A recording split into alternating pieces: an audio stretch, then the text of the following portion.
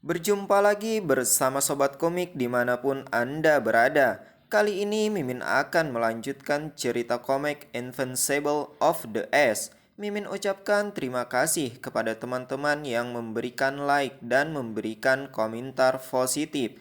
Jangan lupa menekan tombol subscribe agar teman-teman mendapatkan notifikasi jika ada video terbaru. Tanpa berlama-lama, langsung saja masuk ke alur cerita. Para peserta yang melihat Ling Hojiong melakukan Hermenis Art tampak kaget dan tidak percaya. Wei Jaxiong langsung berteriak memanggil namanya dan menghentikannya. Mendengar panggilan tersebut, tiba-tiba Hermenis Art berakhir. Ia kaget kenapa berada di kerumunan peserta yang lain. Salah seorang peserta berkata, "Tadi itu apa? Bagaimana caramu melakukannya?" Ling Hojiong sendiri tampak bingung dan menanyakannya kembali, apa yang kulakukan?" Karena ia sendiri tidak menyadarinya. Salah satu peserta yang bernama Yun Akriul mengatakan, "Kau baru saja melakukan Hermenis Art dengan sempurna." Ling Hojiong yang mendengar tidak percaya. Ia berkata, Aku melakukannya dengan sempurna." Wei Jaxiong yang mendengar perkataan Yun Akriul langsung memintanya berdiri, kemudian menamparnya. Yun Akriul kaget dan bertanya, "Kenapa kakak menamparku?" Peserta yang lain sangat terkejut atas apa yang dilakukan Wei Jaxiong. Ia berkata, "Dasar keparat sombong. Kau kira Hermenis Art adalah seni bela diri tingkat rendah yang keparat seperti kalian bisa lakukan dengan sempurna? Walaupun itu adalah seni bela diri paling dasar, apa kau meremehkannya barusan?" Saat berada di ruangan, mereka berbincang-bincang. Akriul berkata, "Hah, dia kira dia bisa melakukan sesukanya hanya karena dia yang paling senior." Atas kejadian tersebut, Akriul tentunya merasa jengkel dan ingin mengambil keputusan untuk pulang. Sehingga teman latihannya mencoba menahannya agar bisa untuk bersabar. Karena lagi pula tidak bisa untuk pergi jauh. Teman latihan yang lain menyambung pembicaraan dengan berkata, "Benar, kalau cuma jalan kaki mana bisa sampai ke rumahmu." Cheong Yong pun merasa empati dan berkata, "Akriul, kita semua tahu itu bukan salahmu. Kalau itu aku juga merasa tidak adil." Kemudian Cheong Yong pun berpikir bahwa sepertinya kakak senior pertama benci kata sempurna. Ia kemudian mengajak yang lain untuk lebih berhati-hati lain kali. "Itu berlaku untuk kita semua," sambung Ling Hojiong. Lagi-lagi mereka kembali membahasnya bahwa yang dilakukan Ling Hojiong adalah hal yang keren dan luar biasa. Mereka kembali menanyakannya, "Ling Hojiong, bagaimana caramu melakukannya? Beritahu kami." Ling Hojiong menjawab, Aku benar-benar tidak ingat apapun." "Mustahil, dasar bajingan. Bagaimana bisa kau tidak ingat hal yang sepenting ini?" Ling Hojiong pun kembali menyampaikan bahwa dia beneran tidak ingat sama sekali. Teman latihannya tentu tidak percaya. "Cih, sudahlah. Kalau tidak mau memberitahu, ya bilang saja." Mereka pun menjauh, tetapi masih membicarakan kejadian tersebut. Leng Hojiong berpikir bahwa ia bukannya berbohong, tetapi memang benar jika ia kehilangan pikirannya saat disuruh bernafas sesuai perintah latihan. Sebelum sadar, ia tidak tahu posisinya atau kenapa dia duduk di sebuah kursi. Namun ia merasa jelas bahwa itu adalah dirinya. Apa yang dikatakan orang lain, ia masih bisa mendengarnya di telinganya. Unifikasi Jiang Hu. Umur panjang Sonmon. Wei Jaxiong menemui pendiri Institut Sekti Munho bernama Noh Sayong. Ia menceritakan kejadian sewaktu latihan. Menanggapi cerita tersebut, ketua sekti berkata Kalau kau terlambat sedikit saja, anak itu bisa dalam masalah. Kau menyelamatkan nyawa Jiong, menyelamatkan anak itu hari ini.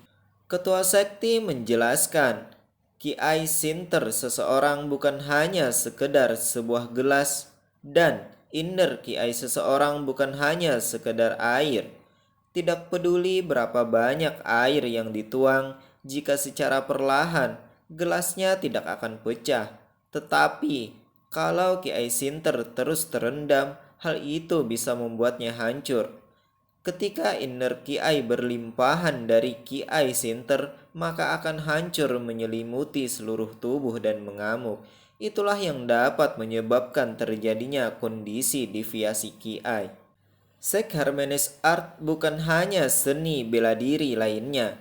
Seseorang bisa jatuh ke dalam kondisi deviasi Kiai ketika berlatih teknik kultivasi paling dasar. Itu tidak jauh berbeda, seperti mengendarai anak kuda tapi larinya seperti kelinci merah. Agar hal itu sesuai, maka seseorang harus memiliki inner Kiai yang selevel dengan ketua sekti. Tentu saja pada saat itu Kiai Sinternya akan sedalam jurang, sehingga tidak mungkin berkelimpahan inner Kiai. Mendengar yang disampaikan ketua sekti, Wejasiong menjawab, Anda benar, Master.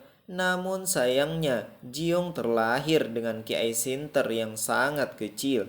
Jangankan seniman bela diri, membandingkannya dengan orang biasa saja sulit. Fakta bahwa orang sepertinya bisa memperoleh banyak hal hari ini, apakah itu berarti dia memiliki bakat tersembunyi? Ketua sekti pun terdiam dan berpikir sejenak. Kemudian ia menceritakan, dulu ia pernah bersumpah dengan Ibu Jiong bahwa akan melindungi anaknya dari kultus demonik tanpa peduli apapun yang akan terjadi. Namun sekarang ketua sekti juga mencemaskannya. Bagaimana jika ia mati? Apa yang terjadi pada Jiong dengan keadaan dirinya yang lemah sekarang ini? Kalau Jiong terus berjalan di dunia ini, jangankan kultus demonik, ia akan mati setelah dieksploitasi oleh Nine Great Sect, One Great Union. Ketua sekti berkata, kalau kita membiarkannya begitu saja, itu tidak berbeda dengan membiarkannya mati.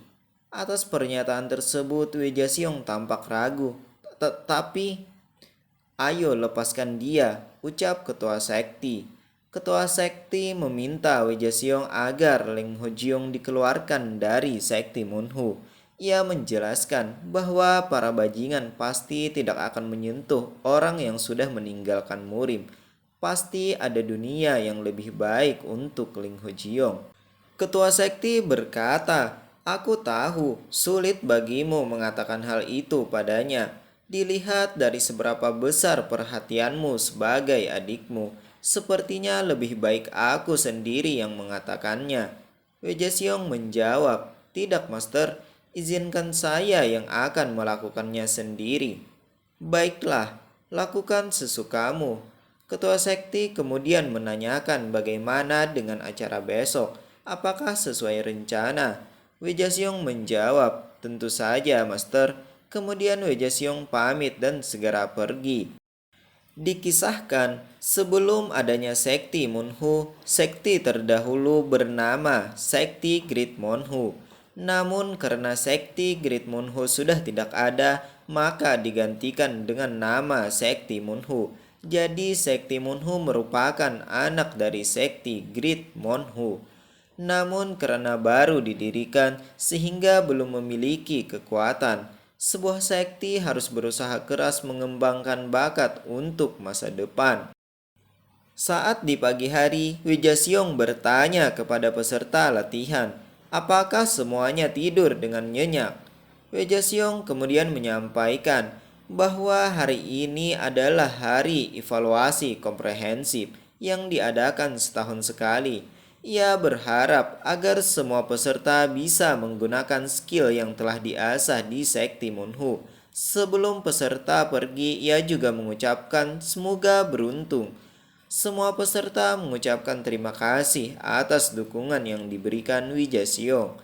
Saat semua peserta hendak pergi, ia memanggil Ling Hojiong dan memintanya untuk tetap bertahan. Peserta latihan yang lain tentu merasa iri. Lagi-lagi Ling Hojiong yang seakan mendapatkan perhatian lebih. Salah satu dari mereka berkata, "Serius deh, dia itu iblis." Ling Hojiong kemudian diajak ke sebuah ruangan. Sebelum Wejasyong menyampaikan sesuatu kepadanya, ia teringat pahlawan luar biasa Ling Hutian. Saat ia masih kecil, ia hanya bisa memandangnya dari kejauhan. Saat pahlawan Ling Hutian mau pergi ke tanah yang jauh, di tempat kuil agung Jedet milik kultus demonik berada, Ling Hutian tetap bisa tenang dan menyapa semua orang dengan senyuman, merupakan jiwa kuat dan harga diri agung. Bahkan dengan mata yang masih muda dan tidak berpengalaman, dapat Wejasyong rasakan. Wejasyong berpikir, bagaimana bisa garis keturunan orang seperti itu lahir dengan Kiai Sinter yang sangat kecil. Karena Wejasyong hanya diam, belum mengucapkan apa-apa, membuat Ling Hojiong tampak bingung. Ia berpikir, kenapa kakak senior pertama diam saja hari ini? Tidak ada banyak waktu hingga evaluasi komprehensif dimulai. Dalam pikiran Ling Hojiong tampak pede. Jangan-jangan kakak senior pertama akan mengajariku semacam teknik rahasia agar aku bisa berhasil. Wejasyong mulai berbicara. "Jiong, jangan salah paham dan dengarkan aku. Iya kakak, kau tidak punya bakat di seni bela diri." Mendengar ucapan tersebut, Ling Hojiong tampak kesal. Dalam pikirannya, sial, kenapa butuh waktu lama baginya untuk mengatakan hal yang setiap hari dikatakannya. Wejasyong meneruskan perkataannya. "Oleh karena itu, pergilah dari Institut Sekti Gunung Hu." Hal tersebut membuatnya sangat kaget. "Maaf, pergi dari sekti? Baik aku maupun Master tahu sebesar apa usahamu, karena Master adalah junior ayahku yang sudah mati." Menanggapi hal tersebut, Ling Hojiong mengatakan bahwa karena alasan itulah ia masuk Institut Sekti Munhu. Ayahnya juga berasal dari Sekti Munhu, sehingga ia harus masuk ke tempat ini pula. Ia tampak jengkel dan mempertanyakan hak kakak senior yang menyuruhnya pergi. "Memangnya kau punya hak apa menendangku keluar, Kak? Kau selalu mencari-cari kesalahanku. Apa sebenci itu kau padaku, Kak? Kau jahat sekali." Jawaban Ling Hojiong membuat kakak senior pertama tampak geram. Namun ia tetap berusaha mengontrol emosinya dan mencoba untuk menjelaskannya secara perlahan. "Sudah kubilang, jangan salah paham. Dengarkan aku dulu hingga selesai. Kau lebih pintar dari siapapun. Aku tahu kau terkenal di antara para saudaramu karena mampu mengingat semua yang kau baca hanya dalam satu kali saja. Betapa luar biasanya kalau bakat bela dirimu juga menakjubkan. Akan tetapi setiap orang memiliki kekuatan berbeda-beda, iya kan? Karena itulah aku mengatakan ini kepadamu. Tinggalkan Institut Sekti Munhu ini. Ambil masa lalu sebagai pelajaran dan cari cara untuk menaikkan namamu. Jadilah pejabat tingkat tinggi." Ling Hojiong menanggapi pertanyaan tersebut dan nampak menanyakannya kembali. Ambil masa lalu sebagai pelajaran?" Wejasyong membenarkannya. Ia menyampaikan bahwa sekarang ini bukan lagi dunia yang penuh dengan orang-orang barbar. Mendengar yang dikatakan Wejasyong, Ling Hojiong merasa mendapatkan perhatian. Ia berkata, "Kakak, aku selalu mengira kau membenciku." Tetapi Wejasyong malah mengiyakannya. Hal tersebut tentu membuat Ling Hojiong sangat kesal. Sialan. Kemudian ia menanggapi pembicaraan sebelumnya terkait suruhan untuk keluar dari Sekti Munhu dan menjadi pejabat. Ia menjawab, "Akan kucoba." Wei Jaxiong pun tampak senang mendengar jawaban itu dan memujinya. Baiklah, pemikiran yang bagus. Namun, alih-alih yang dimaksud Ling Hojiong bukannya mengikuti saran dari Wei Jaxiong, tetapi yang dimaksudnya ialah ia akan mencoba mengikuti evaluasi. Hal tersebut membuat Wei Jaxiong nampak jengkel. Ling Hojiong berkata, "Terima kasih sudah mengkhawatirkanku. Namun aku tidak tertarik dengan posisi pemerintahan. Aku ingin mengikuti jejak ayahku." Wei Jaxiong yang tampak jengkel berkata, "Dasar keras kepala, terserahlah." Ling Hojiong menjawab, "Terima kasih kakak." Ia pun segera pergi dari hadapan Wei Jaxiong untuk mengikuti evaluasi. Wei Jaxiong pun hanya terdiam dan bertanya kepada diri sendiri, "Kalau begini, berarti darah pahlawan masih mengalir di tubuhnya."